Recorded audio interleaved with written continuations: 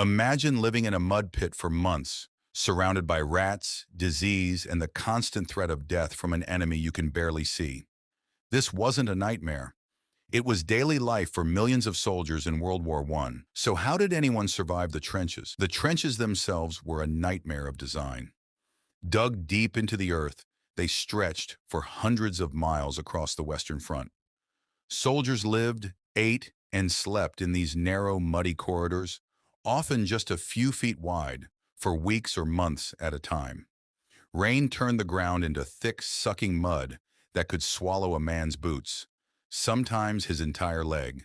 That constant wet and cold created one of the trench's most notorious enemies, trench foot. Soldiers standing in water for hours or days without being able to dry their feet developed a condition where skin literally began to rot. Left untreated, it could lead to gangrene and amputation. Simple prevention, changing socks, applying grease, became a matter of survival, not comfort. Rats were everywhere, and they weren't small. Feeding on corpses and food scraps, some grew to the size of cats. Soldiers described waking up to rats running across their faces. Beyond the horror, rats spread disease and contaminated food supplies, adding yet another threat to an already brutal existence. Then there was the mud itself, not just uncomfortable, but genuinely lethal.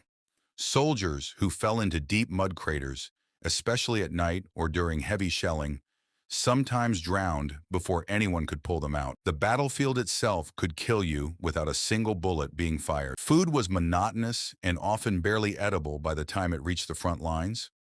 Canned meat, hard biscuits, and whatever could survive the journey through mud and shell craters made up most meals.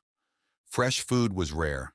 Soldiers often went days eating nothing but the same bland rations, and clean drinking water was never guaranteed. Disease spread rapidly in these cramped, filthy conditions. Dysentery, typhoid, and trench fever, spread by lice that infested nearly every soldier's clothing, killed and weakened thousands who never even faced direct combat. Lice were so persistent that soldiers developed constant methods just to manage the itching and irritation, though full elimination was nearly impossible. Sleep was a luxury rarely afforded in full.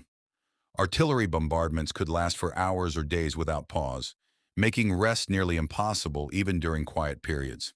Soldiers learned to sleep in short, broken intervals, always half alert, always ready to grab a weapon at a moment's notice. Then there was the psychological toll, something soldiers at the time had no real name for.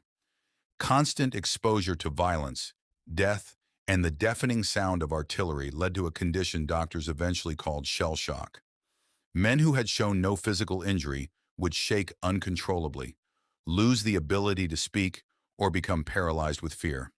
At the time, some commanders wrongly saw this as cowardice rather than a real medical condition, a devastating misunderstanding that cost many soldiers their reputations and sometimes their lives. Despite all this, soldiers found ways to survive both physically and mentally.